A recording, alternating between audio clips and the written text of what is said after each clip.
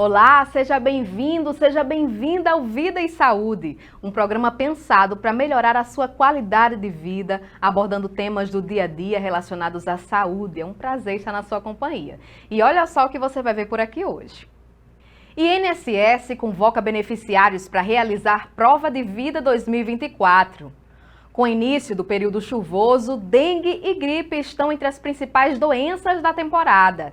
E ainda, você conhece alguém que sofre por causa de ansiedade e isso tem afetado a vida social dessa pessoa? O psiquiatra Daniel Sampaio é o nosso convidado de hoje para falar sobre saúde mental e esse tema. Tudo isso e muito mais agora no Vida e Saúde. Vem com a gente!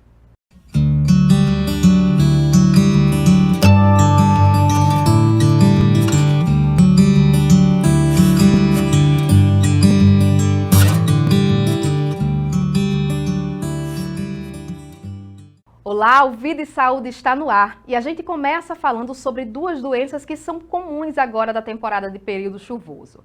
É a dengue e a gripe. Esses são sintomas comuns dessas doenças, como febre, mal-estar e fraqueza. Há várias doenças, a exemplo da dengue e da gripe, que têm início com o período chuvoso aqui na região e começam notificações recorrentes de casos de gripe e dengue. Mas como diferenciar essas duas enfermidades? A dengue é causada pela picada da fêmea do mosquito Aedes aegypti. Normalmente, a primeira manifestação da dengue é a febre alta, de início rápido, que geralmente dura de 2 a 7 dias, acompanhada de dor de cabeça, dores no corpo, nas articulações, além de fraqueza, dor atrás dos olhos e manchas vermelhas na pele. Já a gripe é uma infecção respiratória causada pelo vírus influenza, mais comumente transmitido durante o período do inverno. Os sintomas geralmente aparecem de forma repentina, como febre, dor de garganta, tosse, dores no corpo e dor de cabeça. Geralmente tem resolução espontânea em aproximadamente 7 dias, embora a tosse, o mal-estar e a fadiga possam aí permanecer por algumas semanas. O Ministério da Saúde reforça que em caso de suspeita de ambas as doenças, é importante aumentar a hidratação, evitar a automedicação. O diagnóstico correto só pode ser feito pelo médico, então você pode buscar assistência em qualquer unidade de saúde mais próxima da sua casa. O assunto agora é prova de vida. Olha só, mais de 4 milhões de aposentados, pensionistas e beneficiários de auxílios de longa duração estão sendo convocados pelo INSS para comprovar que estão vivas. O Ministério da Previdência explica que desde janeiro de 2023 não é mais necessário ir ao banco para fazer a prova de vida anual. Cabe ao INSS fazer a comprovação de vida do segurado a partir da base de cruzamento de dados. No entanto, não foi possível fazer esse cruzamento das informações de 4.351.557 pessoas nascidas em janeiro, fevereiro e março, para checar se esses segurados estão vivos, um número bastante significativo. Os segurados que receberem a notificação devem procurar Meu INSS ou banco onde recebem o benefício para realizar a prova de vida. Segundo nota do Ministério da Previdência, passados 60 dias após as notificações via aplicativo Meu INSS, Central 135 ou notificação bancária, não havendo comprovação de vida, o pagamento poderá ser bloqueado.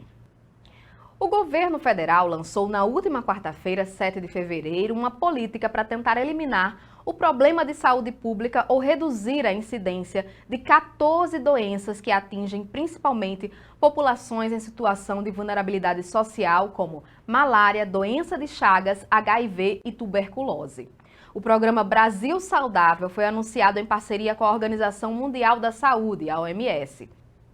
Segundo o governo, o Brasil é o primeiro país do mundo a lançar uma política para combater as chamadas doenças socialmente determinadas segundo dados oficiais. Elas causaram mais de 59 mil mortes no país entre 2017 e 2021.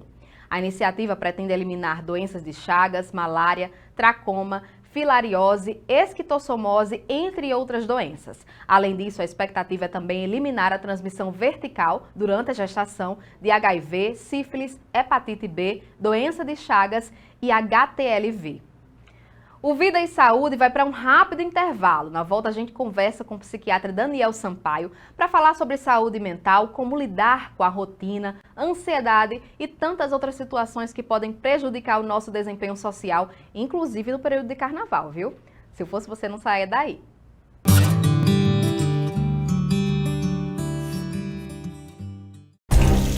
Com a chegada das chuvas, os casos de dengue cresceram 1.609%, Zika 1.622%, chikungunya 189%. Mais assustador do que esses números é saber que tudo poderia ser evitado com um simples gesto: não deixar água parada. Sem mosquito não tem doença. Faça a sua parte e denuncie quem não faz. Seja o asfalto chegando na sua rua, seja a UBS com mais médicos, seja o orçamento garantido para a saúde e educação, em muitas ações que fazem a sua vida melhorar, tem um dedo da Câmara Municipal. O vereador está nos bairros, conhece os problemas, ele indica obras, faz leis, fiscaliza, faz cobranças. É por isso que se diz, a Câmara é a casa do povo. Câmara Municipal de Mossoró, trabalhando para o povo.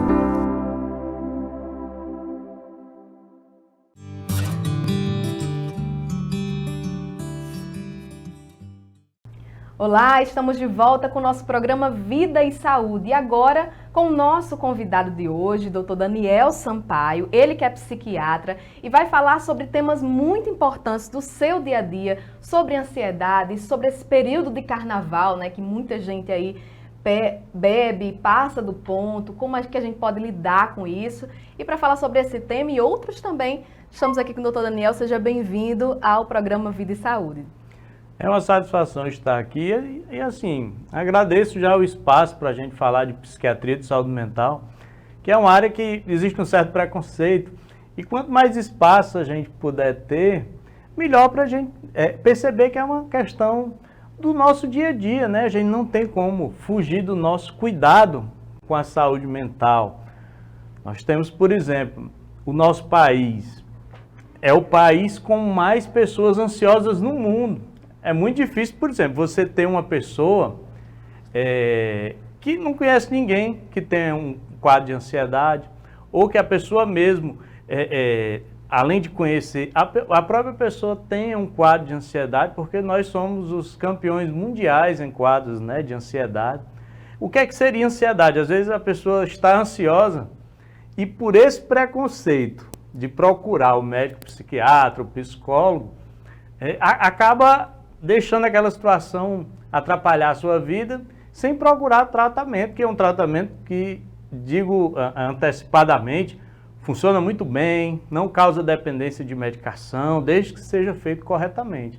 Mas muitas pessoas vêm do pronto-socorro com sintomas físicos já bem agravados, o coração muito acelerado, as mãos tremem, né? A pessoa tem aquele gelo na mão, gelo nos pés, e fica imaginando um monte de doença, dor de cabeça, dor nas costas. A pessoa às vezes faz um monte de exame, faz um eletro do coração, não mostra nada, faz ressonância de crânio, não mostra nada, faz exame de sangue, não mostra nada. Aí é que a pessoa fica preocupada mesmo, porque não sabe o que é. Na verdade, esses exames que não mostram alteração, eles também dão diagnóstico. Diagnóstico de um quadro de ansiedade, que é muito comum. Então, se isso aconteceu com você, ou está acontecendo com alguém próximo, infelizmente hoje a ansiedade é muito comum também nas crianças, né? Questão de rede social, das cobranças sociais, então vamos prestar atenção na ansiedade. Se esses sintomas começarem a acontecer, as preocupações exageradas, não é que a gente vai deixar de se preocupar com as coisas, né? Mas, por exemplo, tem pessoas que não saem mais de casa. Ah, um vizinho foi assaltado, então nunca mais vou sair de casa. Isso pode ser um exagero da ansiedade. São muitas situações, né, doutor Daniel? Muitas a gente já deu para perceber aí que é um tema muito extenso, né, que o doutor Daniel vai estar abordando aqui hoje. Mas antes, doutor Daniel, eu queria que o senhor falou sobre preconceito, né, sobre essa questão da ansiedade e também sobre a questão de procurar esse profissional, para as pessoas que estão de casa entender, porque às vezes mistura. Qual é a diferença entre o psicólogo e o psiquiatra? Olha, a principal diferença entre o psicólogo e o psiquiatra é porque o psiquiatra é médico. Eu sou médico e tenho a especialização em psiquiatria, né? O médico pode fazer várias especializações, ginecologia, dermato. Então, o psiquiatra, ele é médico. Nós podemos prescrever medicação. E o psicólogo, ele faz um complemento desse tratamento, que é aquela conversa, que não é só um bate-papo, aquele bate-papo de calçada com um amigo. O psicólogo, ele orienta a pessoa a sair daqueles momentos de dificuldade, criando estratégias de comportamento, criando estratégias de horário. Eu, por exemplo, eu trabalho em conjunto com minha esposa, eu sou psiquiatra e ela é psicóloga, porque a gente consegue acompanhar de uma maneira mais completa o tratamento. Então, é como o fisioterapeuta e o ortopedista, um profissional complementa o trabalho do outro, sendo que o psicólogo ele não é formado em medicina, ele é formado em psicologia. Perfeito. Lembrando que nós estamos aqui conversando com o Dr. Daniel Sampaio. Ele que é muito conhecido aqui em Mossoró, conhecido como Dr. Daniel, né? Dr. Daniel está aqui há mais de 17 anos em Mossoró. Foi diretor do Hospital São Camilo, que agora é Milton Marques de Medeiro. Foi professor da UERN, agora é professor de medicina na Facene. Muita experiência o Dr. Daniel tem. E também, gente, já lembrando que ele faz parte do nosso quadro, nosso parceiro aqui do programa Vida e Saúde, vai estar aqui sempre com a gente, trazendo abordagens sobre vários temas dentro da psiquiatria. E é uma parceria que vai dar muito certo aqui nesse programa. O doutor Daniel hoje está falando aqui sobre ansiedade. E o senhor já fez pontuações sobre a questão dos sintomas, né, que aparecem físicos. Ansiedade, doutor Daniel, que já é uma palavra, como o senhor bem colocou aqui, muito comum. Ela é uma doença? As pessoas, porque a gente também sabe que as pessoas meio que banalizam, tá ansioso. É uma doença a ansiedade? A importância das pessoas compreenderem o quão profundo e quanta atenção a ansiedade merece. Sim, a ansiedade, o transtorno de ansiedade é uma doença. É uma doença que tem vários níveis. Por exemplo, nós temos ansiedade leve, nós temos a ansiedade generalizada, nós temos a síndrome de pânico, né, que é aquela ansiedade realmente muito desagradável, com esses sintomas físicos já que eu citei, que muita gente vai até para o pronto-socorro, até o colega do pronto-socorro quando diz, olha, você tem que ir para o psiquiatra, a pessoa estranha, nossa, o que é que eu vou fazer com o psiquiatra? Eu estou com o coração acelerado. Mas a ansiedade, ela tem essa característica. Ela, diferente da depressão, a ansiedade ela tem muito sintoma físico, o gelo nas mãos, gelo nos pés, dor de cabeça, o coração muito acelerado. E quando esses sintomas acontecerem, eles são sinais de que tem alguma coisa errada, porque nós estamos aqui conversando. Naturalmente, a gente, por exemplo, não percebe que o coração está batendo. Naturalmente, nós não percebemos que o pulmão está respirando, mas na ansiedade, a respiração vai lá para cima. Então, isso não está correto. Quando isso acontecer, quando as preocupações estiverem exageradas, né? Por exemplo, a gente vai deixar o filho no colégio. Hoje eu deixei minha menina no colégio.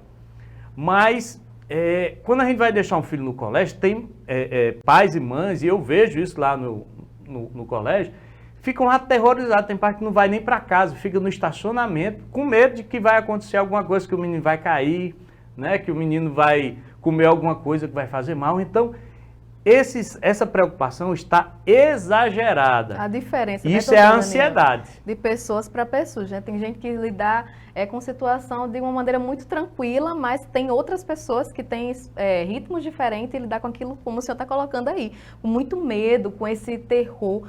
Que situações geralmente que podem desencadear aí a ansiedade? Porque, como o senhor falou, simplesmente deixar o filho na escola já pode ser para alguém um desencadeador aí de ansiedade. Pode ser aterrorizante. Pode ser coisas simples, como, por exemplo, até estar em casa, né? A pessoa vê na televisão alguma notícia sobre violência e fica realmente com muito internaliza medo. Aquilo. E a tradução de ansiedade, popularmente, seria medo. Então, medo é ansiedade. É um medo geralmente de algo que nunca vai acontecer. 99% dos medos relacionados à ansiedade, eles nunca acontecem, né? E a gente precisa tratar, que é a doença, é justamente o exagero, o excesso, né? Então, quando você perceber que essa situação está atrapalhando a sua vida, por exemplo, tem pessoas que têm medo de lugar com muita gente. Aí tá com um dinheirinho aqui para pagar uma conta e o banco tá ali, lotado. E a pessoa tem medo de lugar com muita gente. Quem é ansioso não consegue entrar lá. Fica com a conta sem pagar, tem o prejuízo, mas não consegue fazer essa ação simples, que é ir pagar a conta, mesmo estando com dinheiro. E essa doença, ela tem inúmeras causas. Por exemplo, a pessoa é de uma família que tem várias pessoas ansiosas. Então, a ansiedade tem um componente genético. Você já nasce com ansiedade, né? Aí vai desenvolvendo. Ou uma Então, pessoa doutor que Daniel, passou um trauma, né? Por exemplo, quem foi assaltado ou quem sofreu um acidente, que a vida esteve em risco. Aí a pessoa pode, a partir de um episódio, desenvolver um quadro de ansiedade. Então, doutor Daniel, quando a pessoa fala assim, ela é estressada como a mãe, nervosa igual a mãe, ansiosa igual a mãe. Então, realmente é um fator genético isso? A ansiedade tem um componente genético muito forte. Lá no meu consultório, na Oitava Rosada, é muito difícil eu iniciar um acompanhamento de uma pessoa ansiosa e na nossa conversa lá, não aparecer alguém ansioso, ou um tio, ou a mãe, ou o pai, enfim. É muito comum uma pessoa que é ansiosa ter algum parente com ansiedade, porque tem um componente genético muito forte. Um outro fator que, como eu já expliquei, ela tem vários fatores, é na nossa própria dieta, né? Nós brasileiros gostamos muito de café, eu adoro café. E tem pessoas que exageram no café. Tem pessoas que tomam uma garrafa de café. Nosso limite são 2 xícaras de café. Eu todo dia excedo meu limite. Eu também, acho que todos nós excedemos Mas o limite. eu faço um esforço para tomar 2 xícaras por dia.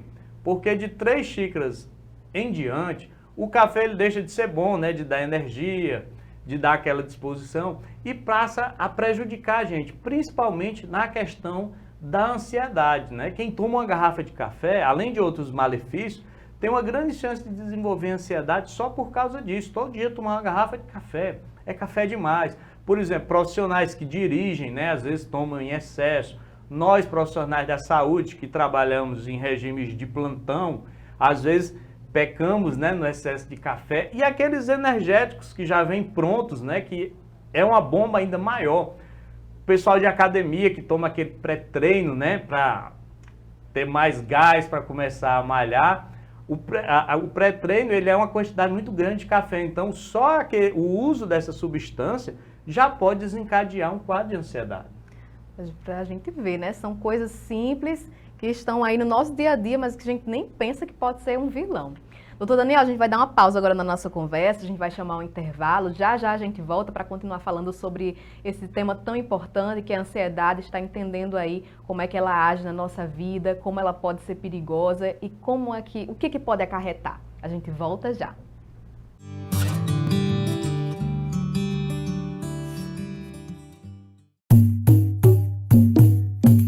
Essa mensagem diz respeito a você que rala, que se dedica e quer um Brasil melhor. Um Brasil que respeite a sua força e capacidade de liderar e produzir.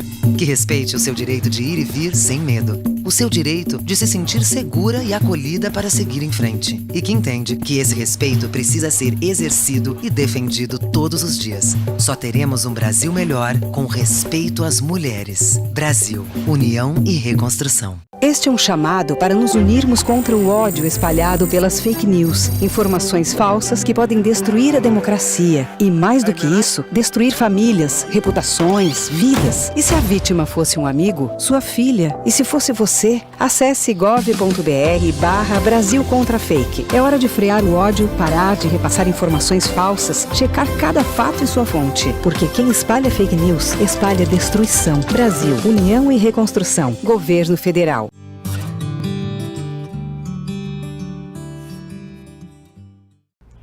Estamos de volta com o terceiro bloco agora do Vida e Saúde. Estamos aqui com o nosso convidado, Dr. Daniel Sampaio, ele que é psiquiatra, está aqui abordando hoje, no nosso programa, temas relacionados à ansiedade.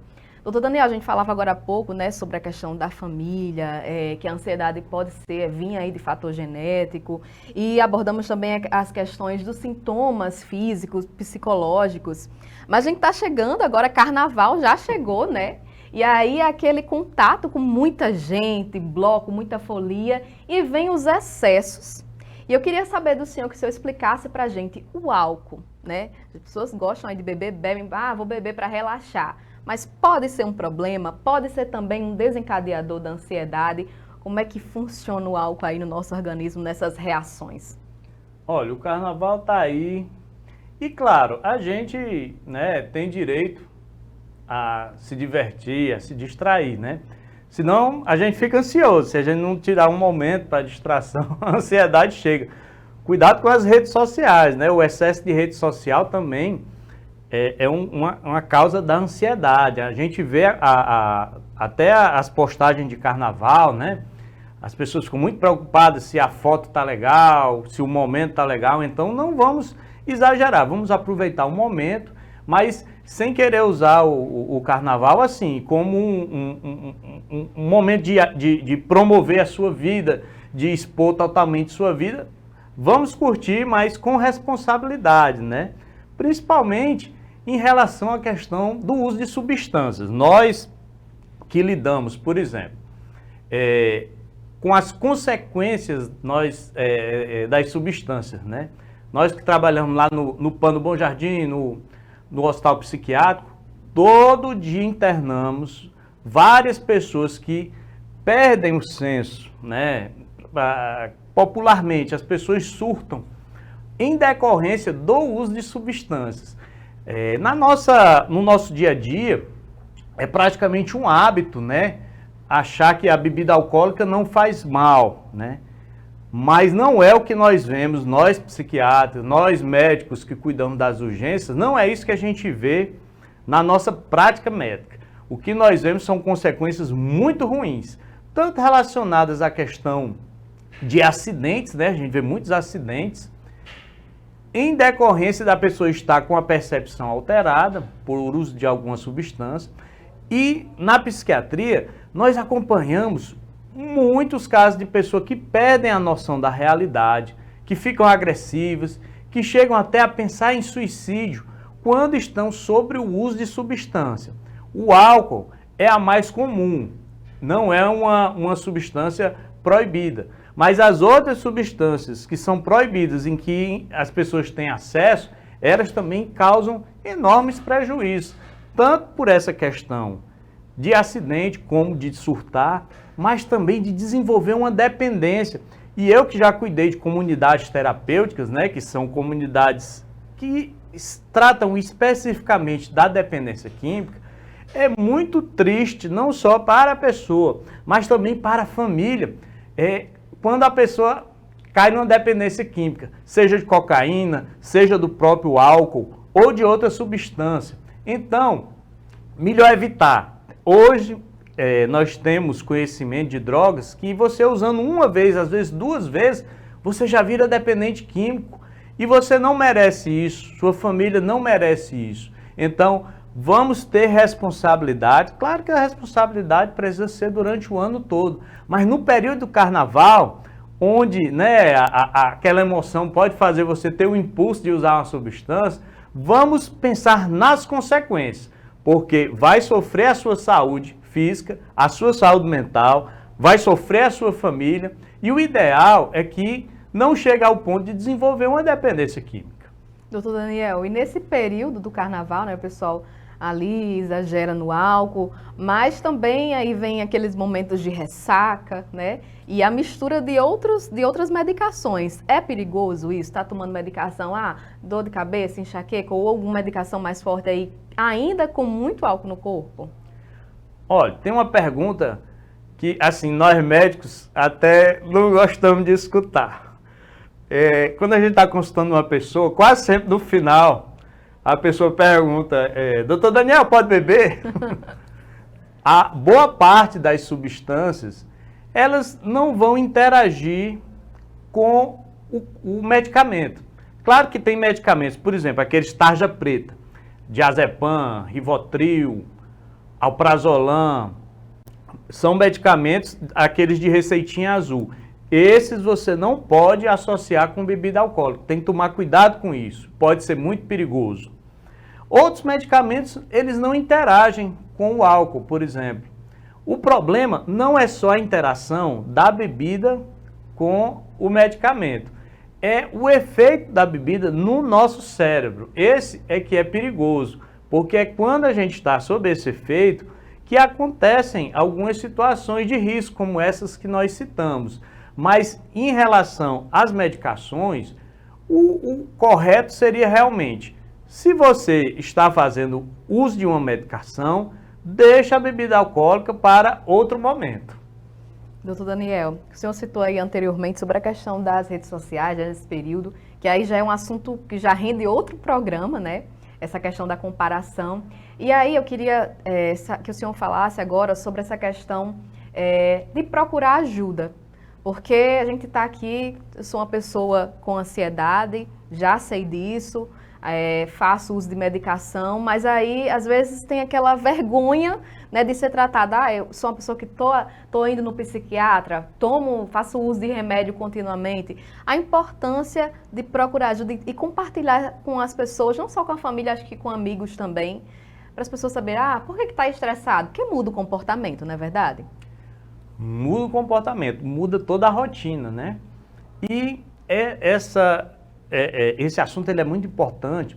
Inclusive, nós da Associação Brasileira de Psiquiatria, nós temos uma campanha o ano inteiro, que é a campanha contra a psicofobia, que é justamente esse medo, esse preconceito em falar sobre as doenças mentais.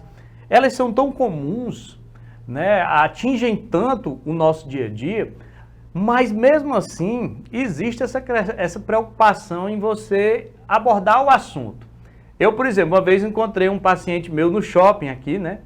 E o paciente não falou comigo, aí no outro dia veio no consultório, me pediu desculpa, aí disse, doutor, me desculpa, eu estava com uma namorada nova e não queria dizer, aquele ali é meu psiquiatra, e eu entendi, né, como psiquiatra, mas só para a gente ter uma ideia de como é complexo isso. Claro que você não precisa sair falando para todo mundo, mas você precisa sim perder o preconceito para procurar o tratamento, procurar o psiquiatra, procurar o psicólogo, porque as doenças mentais, quando não tratadas, elas podem ter consequências muito ruins. Nós somos, por exemplo, um dos países recordistas mundiais em suicídio. Praticamente todo suicídio está relacionado a uma doença mental que não foi tratada.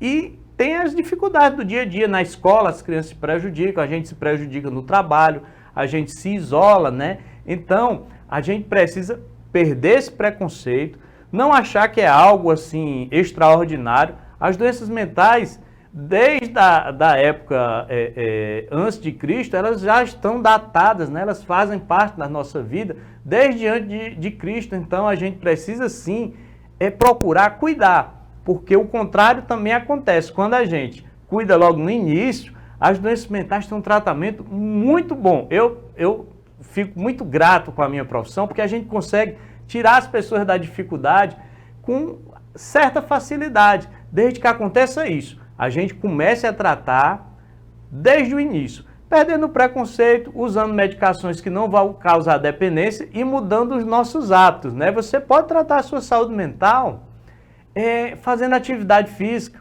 evitando excesso de café, evitando hábitos inadequados, como, por exemplo, fumar, beber em excesso, evitando o isolamento. Nós vimos agora no Covid como o isolamento foi ruim. Então, procurar interagir, não somente através de redes sociais, mas procurar conversar com o vizinho na calçada, com um parente, com um amigo. E assim a gente está cuidando da saúde mental. Doutor Daniel, o senhor falou um ponto muito interessante aí sobre essa questão da pandemia, né? As pessoas ficaram naturalmente mais no telefone, ficaram ali fazendo uso maior de telas. E esse isolamento, que a gente está aqui em grupo, mas é cada um no seu celular. E às vezes a pessoa não encontra o celular ali, já gera ansiedade. Onde é que está meu telefone? Onde é que está meu telefone? Não está nem precisando, não escutou nem uma notificação, mas já fica naquela expectativa. Então, esse isolamento que tá com a rede social, tá ali no telefone, causa, realmente ainda gera ansiedade? Piora essa situação? Como a gente pode lutar contra isso? Porque nos aplicativos mesmo já existem medir o tempo de uso, né? Até onde isso pode ser prejudicial para a gente?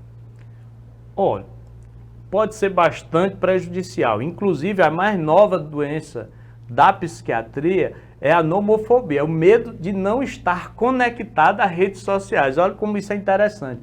Um colega em São Paulo fez um tratamento com 10 pessoas numa ilha e uma pessoa fugiu nadando 800 metros porque não conseguiu ficar longe do celular, das redes sociais. É uma dependência quase igual à dependência de álcool, de cocaína.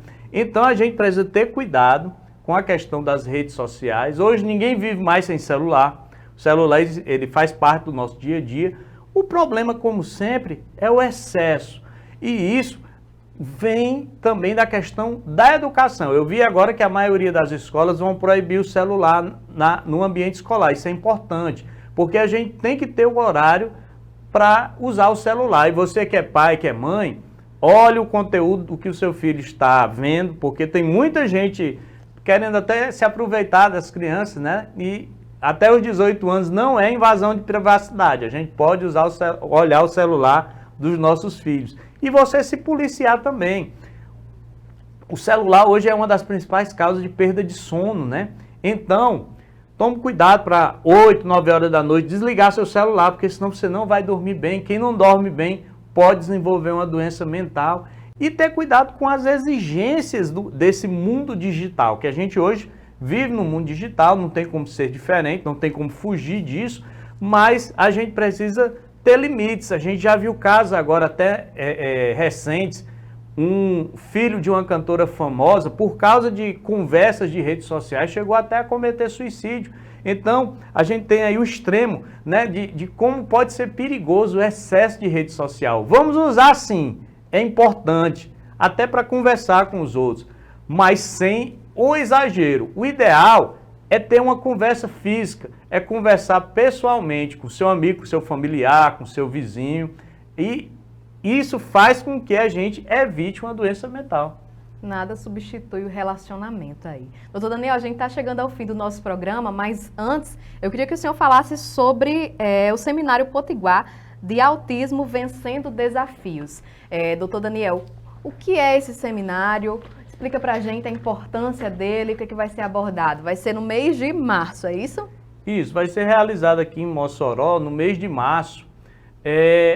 Esse seminário especificamente sobre o autismo. A gente está vendo um aumento no número de casos de autismo muito importante e as pessoas, de modo geral, não sabem o que fazer, quem procurar, quais são os tratamentos, né? Quais são os profissionais, que é o autismo, não é somente o psiquiatra que cuida, são vários profissionais. Então, nós vamos trazer pela Associação Brasileira de Psiquiatria, pelo CRM e pela Associação Norte Rio Grandense de Psiquiatria, esse simpósio, esse seminário que vai ser especificamente sobre o tema do autismo.